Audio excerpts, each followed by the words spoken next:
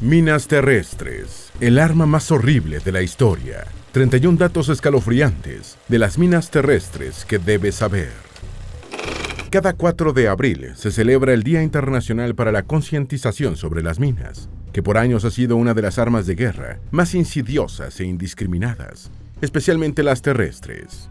Y es que se han convertido en uno de los grandes flagelos de la humanidad. Las minas terrestres han servido a las naciones involucradas en conflictos bélicos para mantener su poderío a costa de una crueldad que se prolonga aun cuando el enfrentamiento haya terminado. En más de 70 naciones muchas personas inocentes continúan muriendo o quedando mutiladas. En este video te contaremos cómo se usaban en tiempos anteriores a los explosivos empleados en el Imperio Romano, cómo grandes potencias como China y Estados Unidos hacían uso de ellas y, más aún, cómo fue su utilización en los grandes conflictos bélicos de la humanidad, como la Primera y Segunda Guerra Mundial.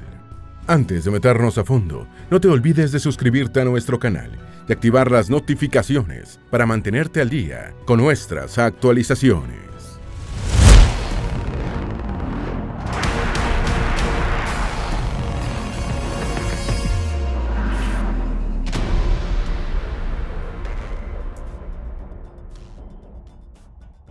Número 1. El terror de las minas. Las minas son artefactos explosivos que se ocultan en la superficie o debajo de ella. Algunas veces se activan por la presión que un pie o un vehículo ejerce sobre ellas. Igualmente puede tratarse de cables trampa o cualquier método de trampa explosiva, que también implica otros peligros mortales como las metralletas y demás objetos metálicos que se colocan en el interior. Así que la explosión no es lo único por lo que la víctima debe preocuparse.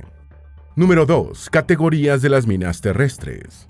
Las dos categorías de las minas terrestres son la antitanque y la antipersonal. Esta última tiene como propósito herir o matar a una persona. La mina terrestre antitanque busca incapacitar tanques u otros vehículos y están enterradas a una buena profundidad.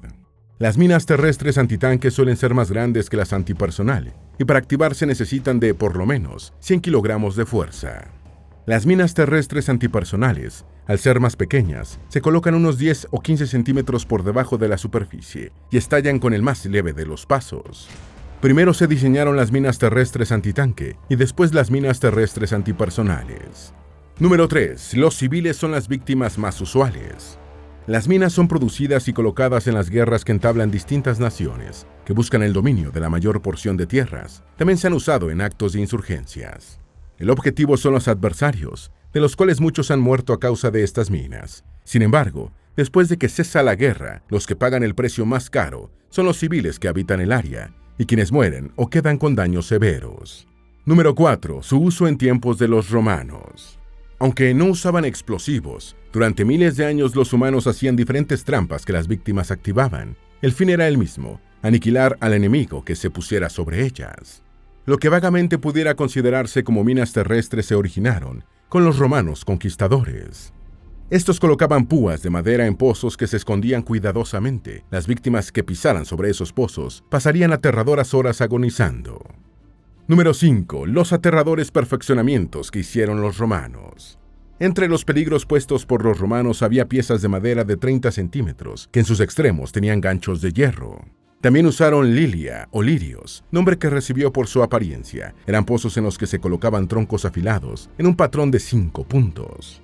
En el año 1314, los escoceses emplearon lirios en la batalla de Bannockburn para hacerles frente a los ingleses. Incluso en la Primera Guerra Mundial, los alemanes los utilizaron en la batalla de Passchendaele. Igualmente, los romanos usaron los abatís, árboles caídos cuyas ramas afiladas quedaban hacia afuera. Esos obstáculos se ocultaban y se ubicaban en zonas bastante anchas y estaban bajo fuego de lanzas por si las víctimas intentaban quitarlos. Una de las armas que más usaron los romanos fue el arbrojo, que tenía un ancho de 12 a 15 centímetros, con 4 puntas afiladas cuya orientación permitía que una punta siempre quedara en dirección hacia arriba una vez que se arrojaba al suelo. Su función era incapacitar a las víctimas. Fue empleado por la dinastía Jin en China para detener el avance del ejército de Gengis Khan en la batalla de Xiongdu, incluso cuando iban a caballo, lo que muchas veces impidió inspeccionar antes el área, aunque esto último tendría el mismo efecto. A partir del siglo XIV fue usado por los ninjas y en algunos conflictos modernos se sigue empleando el abrojo como barricadas. Número 6. Julio César empleó este tipo de defensas. En la batalla de Alesia, Julio César hizo un importante empleo de este tipo de defensas. Las fuerzas del general y estadista romano estaban sitiando al rey galo, Vercingetorix. Este, no obstante, envió refuerzos. Julio César, en pro de defenderse de esos refuerzos y mantener el sitio, hizo a ambos lados una línea de fortificaciones, lo cual fue fundamental para que lograse la victoria. Número 7. En el Imperio Romano había una serie de peligros enterrados en el suelo. En el Imperio Romano había fortificaciones protegidas con peligros enterrados en el suelo, y al igual que las minas terrestres más modernas, se ocultaban y conformaban áreas que eran bastante anchas como para que, desde el exterior, el enemigo no pudiera provocar mayores daños. Número 8. La pólvora usada como minas en China en el siglo X. La pólvora se inventó en el siglo IX en China y es una mezcla explosiva de azufre, carbón y nitrato de potasio. Debido a su facilidad para absorber humedad, tomó varios años antes de que pudiera usarse en las minas terrestres. Los chinos desarrollaron en el siglo X el Huqian, que se traduce como lanza de fuego, un prototipo de corto alcance, una especie de pistola que canalizaba el poder explosivo de la pólvora por medio de un cilindro, que en un principio era un tubo de bambú. Una vez que se encendía, flechas o trozos de metal, que eran los proyectiles, se expulsaban con gran fuerza a la par de una gran llama. Ya para finales del siglo XIII, los chinos utilizaban armas propiamente dichas, las cuales estaban hechas de latón o hierro fundido. El uso de la pólvora en la guerra se debe a una enorme bomba cuya invención es atribuida a Lou Qianxia. Los chinos utilizaron esta bomba en la batalla de Xiongdu en el año 1277. Sobre una de las primeras minas conocidas en las que se empleó la pólvora, se da cuenta en el Houloujing, un tratado militar chino que en el siglo XIV, a comienzos de la dinastía Ming, editaron Yao Yu y Liu Wowen. Esa primera mina consistía en tomar un bambú de 3 metros que se envolvía con piel de vaca y se cubría con aceite, todo con el fin de impermeabilizarlo. En el interior del bambú se colocaban pólvora comprimida, junto con perdigones de plomo o hierro. Luego se sellaba con cera y se escondía dentro de la trinchera. Cuando la víctima pisaba unas tablas ocultas, se desprendía un alfiler que provocaba la caída de un peso atado a una cuerda, la cual se enrollaba en un tambor sujeto a 2 ruedas de acero. Una vez que el peso caía, las ruedas lanzaban chispas contra el pedernal, lo que provocaba que se encendiera un conjunto de fusibles que conducían a varias minas. También había otro dispositivo, el trueno subterráneo, que tras ser impulsado por las víctimas, se elevaba por el cielo y de esa forma atraía a los cazarrecompensas, debido a que en el suelo estaban clavadas alabardas. Si las víctimas tiraban de una de esas armas, un cuenco debajo era alterado por la culata y las mechas eran encendidas debido a un material incandescente de combustión lenta que estaba en el cuenco. Número 9. La invención de la Fledermain, mina voladora. Samuel Zimmermann fue un ingeniero alemán que, 3 siglos después de que los chinos desarrollaran la primera mina operada a presión, inventó la Fledermain.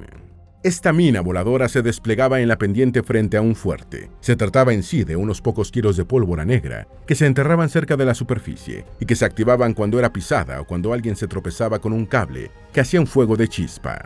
Se usó en la guerra franco-prusiana, aunque no tuvo efectividad, porque si un fusil de chispa no se atiende, este no funciona adecuadamente. Número 10. El fugaz, el precursor de las minas de fragmentación modernas. Existe un dispositivo que se considera un precursor de las minas de fragmentación modernas y de la mina Claymore, el fugaz. Este dispositivo era un agujero con forma cónica y con pólvora en el fondo. El cono estaba cubierto por rocas, chatarras o granadas de morteros, con apariencia muy parecida a las grandes granadas de mano de pólvora negra. Se activaba con una llave de pedernal conectada a un cable trampa en la superficie. Este dispositivo fue muy eficiente cuando se buscaba causar varias bajas, pero requería de mantenimiento porque la pólvora negra era susceptible a la humedad. Por esa razón únicamente se utilizó en varias guerras europeas del siglo XVIII y la Revolución Americana, aunque solo en las defensas de las principales fortificaciones.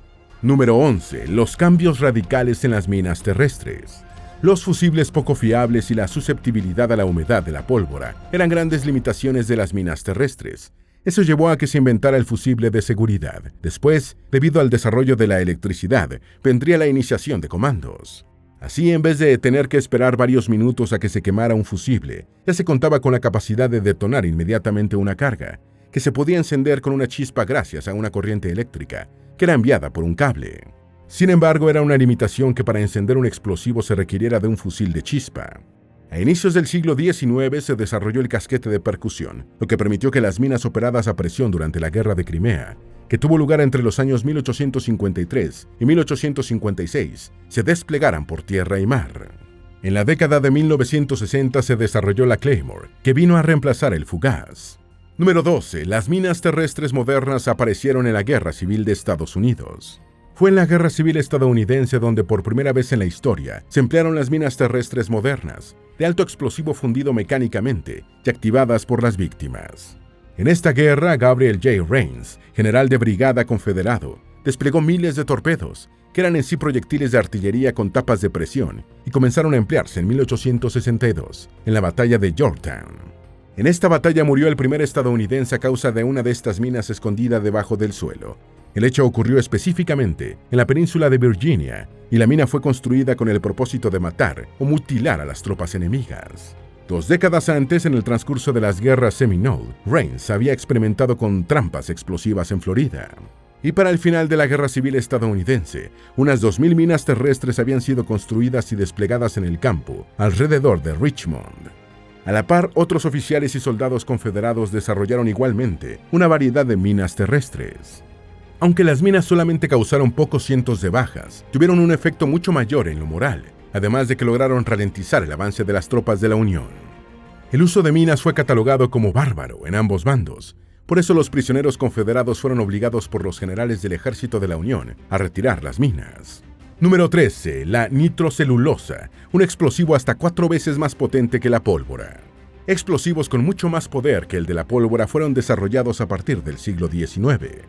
En 1846, el químico germano-suizo Christian Schonbein inventó un explosivo hasta 4 veces más potente que la pólvora, la nitrocelulosa.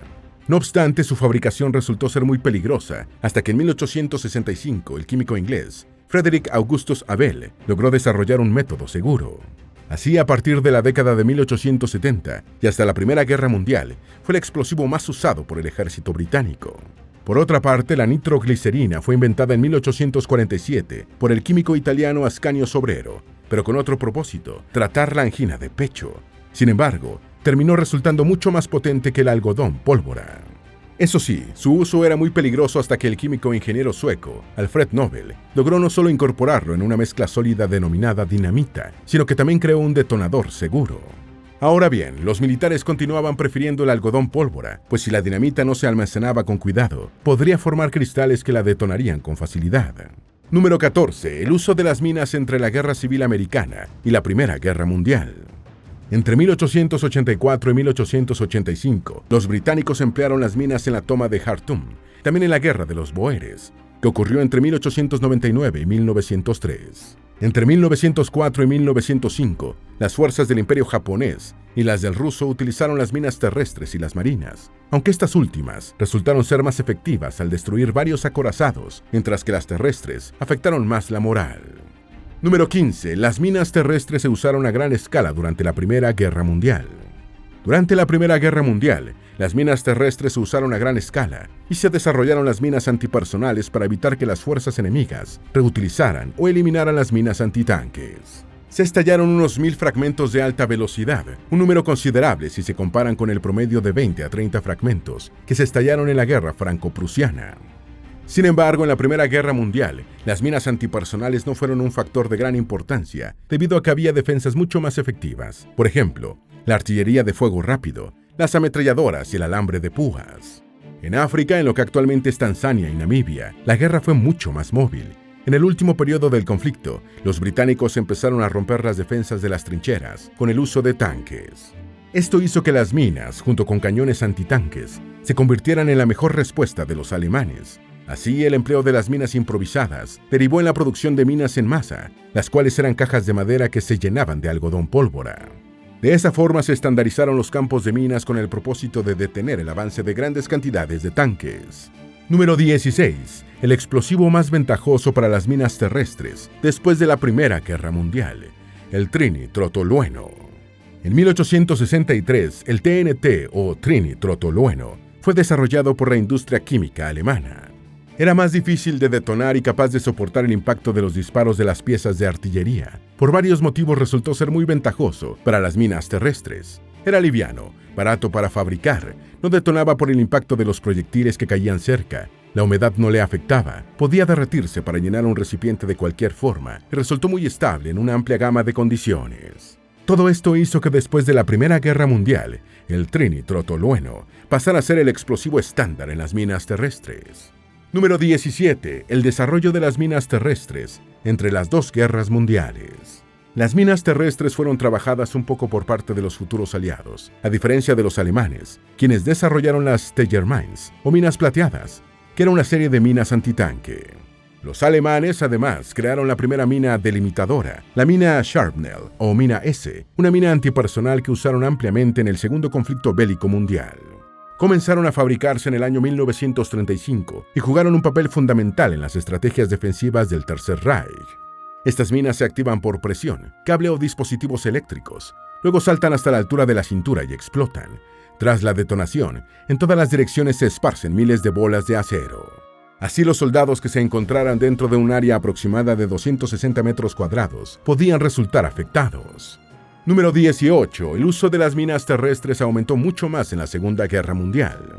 En la Segunda Guerra Mundial se instalaron decenas de millones de minas, muy especialmente desde 1942, cuando a los alemanes les tocó estar en la defensiva y colocaron minas de una manera ingeniosa y sistemática.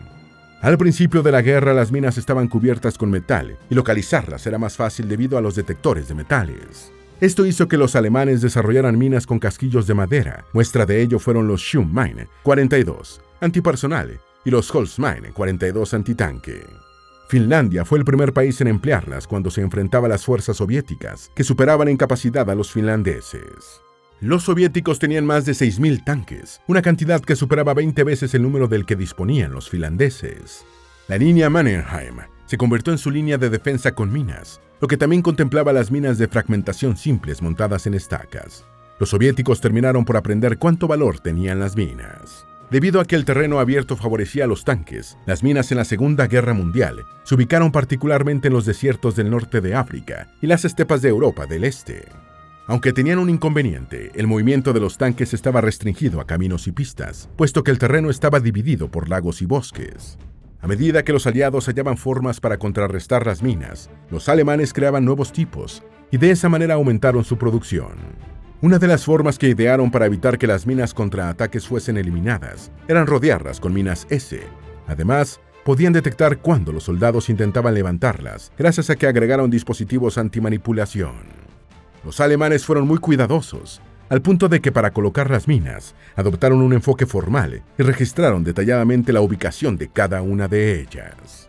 En 1942, durante la Segunda Batalla del Alamein, los alemanes colocaron alrededor de 500.000 de minas en dos campos que atravesaban todo el campo de batalla. Y aunque el poder de los aliados terminó prevaleciendo, esto fue a costa de más de la mitad de sus tanques. Las minas terminaron causando el 20% de esas pérdidas. En esta guerra, la Shu-42 fue el tipo de mina antipersonal más común debido a que eran más baratas, fáciles de hacer y muy eficaces. Número 19. Uso de minas terrestres en la Guerra Fría. Los ataques blindados masivos de la Unión Soviética fueron motivo de preocupación para la OTAN durante la Guerra Fría. Eso los llevó a desarrollar nuevos tipos de minas.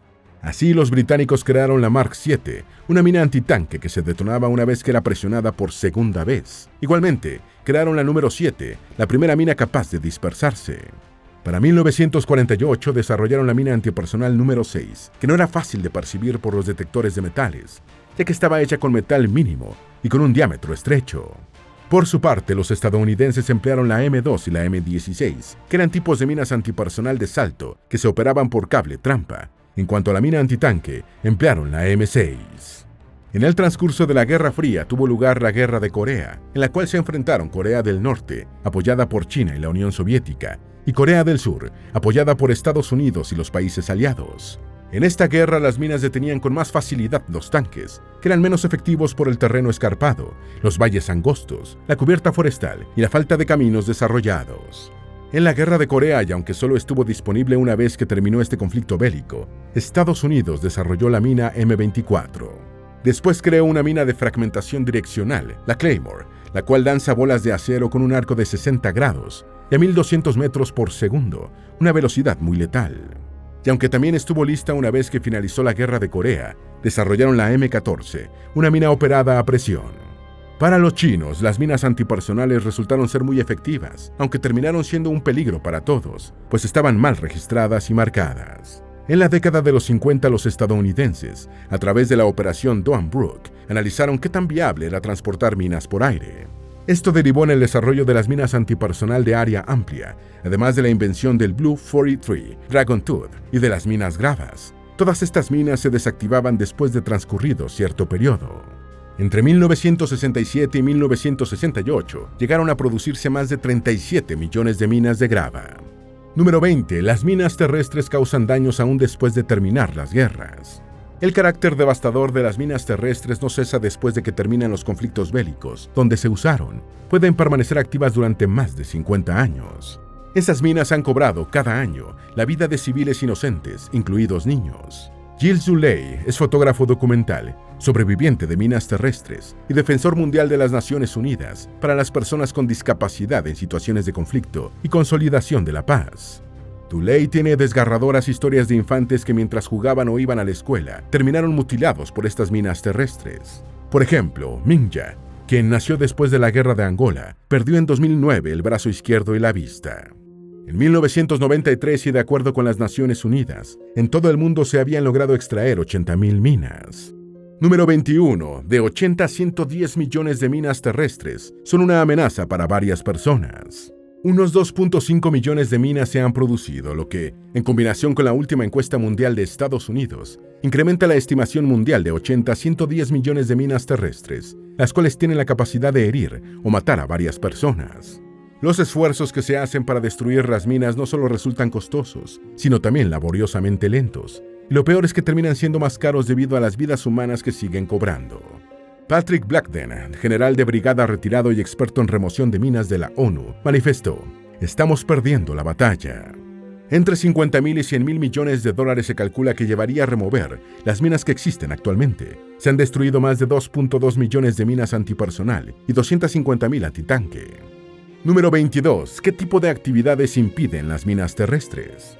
La reconstrucción, el nuevo desarrollo y la entrega de ayuda es parte de lo que las minas terrestres impiden.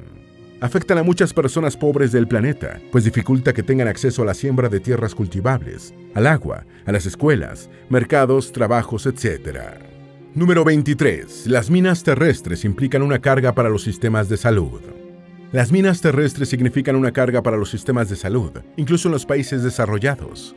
Y es que las personas que resultan heridas a causa de las minas permanecen más tiempo que otros pacientes en los centros de salud, además de que requieren de más antibióticos. Número 24. Disposiciones del Acuerdo de Armisticio de 1918 contra las minas no fueron tan eficaces. Después de haber finalizado la Primera Guerra Mundial en 1918, el Acuerdo de Armisticio dispuso que los alemanes proporcionaran registro de ubicación de las minas a los aliados. Así, los ingenieros a cargo tendrían una ayuda en sus esfuerzos para desactivar las minas terrestres. No obstante, los mapas de las minas dados por los alemanes fueron inexactos. La verdad es que únicamente sirvieron como una guía general en la tarea de ubicar las minas. Esto provocó desánimo y derivó en un avance lento y, en consecuencia, menos eficiente de lo que los aliados habían previsto. Número 25. Los países más afectados por las minas terrestres. Afganistán, Camboya, Angola, China, Irak, Egipto y Laos son las naciones que más han sido afectadas por las minas terrestres. Asimismo, para países como Bosnia, Croacia, Georgia, Mozambique, Myanmar, Nicaragua, Somalia, Sri Lanka y Sudán, las minas continúan siendo un grave problema. Número 26. Número de víctimas actuales de las minas. Se calcula que 1 millón de personas han muerto por las minas terrestres. Cada 28 minutos alguien pisa una mina terrestre y cada 15 minutos fallece una persona. Se promedia que unas 70 personas mueren diariamente. Al año, el número de víctimas de las minas terrestres está cerca de 26.000. Más de 6.500 nuevas víctimas de las minas terrestres fueron identificadas en el año 2004. Esta cifra no incluye a aquellas de zonas remotas y cuyos casos no son denunciados. Número 27. ¿Qué tipos de lesiones infligen las minas terrestres? Más de la mitad de las personas que son víctimas de las minas terrestres terminan perdiendo la vida. El tipo de lesión depende de qué tan cerca haya estado la víctima de la mina. Por lo general, las minas terrestres provocan daños en las extremidades o pérdida de la visión, ya sea en uno o en ambos ojos. Hay otras lesiones que son provocadas por los objetos que impactan en el cuerpo. Las minas explosivas que usualmente se colocan sobre o bajo tierra o esparcidas desde el aire tienden a causar lesiones en pies, piernas e ingles. Número 28. ¿Recibe asistencia adecuada la mayoría de las víctimas? Se calcula que menos del 10% de las víctimas de las minas terrestres recibe la adecuada atención médica y los servicios de rehabilitación que se requieren. Y es que muchas veces los accidentes suceden en lugares remotos y difícilmente llegan a tiempo a los centros de salud. De acuerdo con la estimación del Departamento de Estado de los Estados Unidos, menos de 1 de cada 4 amputados por minas terrestres tiene una prótesis adecuada. Número 29. Unos 15 países seguirán produciendo minas terrestres. Desde que en el año 1992 comenzó su trabajo la campaña internacional para la prohibición de las minas terrestres, se ha reducido de 50 a 15 el número de países que las produce. Desde mediados de los años 90 no se ha realizado comercio de minas terrestres de un país a otro. Las naciones que tienen las mayores reservas en el mundo son China, Rusia y Estados Unidos. La última vez que la potencia norteamericana usó minas terrestres fue en 1991, en la Guerra del Golfo. Número 30. Estados Unidos ha exportado minas terrestres. Afganistán, Angola, Camboya, Irak, Laos, Líbano, Mozambique, Nicaragua, Ruanda, Somalia y Vietnam fueron parte de los países a los que Estados Unidos exportó minas terrestres entre 1969 y 1992, y en los que han tenido sobrevivientes de este tipo de minas. En por lo menos 28 países o regiones afectados por las minas, se han hallado minas de tipo antipersonal fabricadas en Estados Unidos. Se calcula que más de 5 millones de minas terrestres antipersonal recibieron de Estados Unidos más de 30 países. Número 31. El Tratado de Prohibición de Minas, MBT. Con este tratado se prohíbe la producción, el uso, almacenamiento y transferencias de minas terrestres antipersonal. Este acuerdo ha sido parte de la campaña internacional para la prohibición de las minas terrestres desde 1995 y a partir del 1 de marzo de 1999 pasó a ser ley internacional después de que 40 países lo ratificaran. 7 años más tarde, 151 naciones adoptaron este tratado. Minesweepers y otras organizaciones trabajan para hacer los entornos menos peligrosos y así proteger a muchas personas, especialmente a las de menos recursos y para los refugiados. Las minas terrestres siguen siendo un gran problema porque casi siempre son difíciles de detectar, aunque se hallen en áreas que la guerra ha diezmado. Esperamos que este video te haya sido útil. Si tienes algo que agregar, por favor, compártelo con nosotros en la sección de comentarios.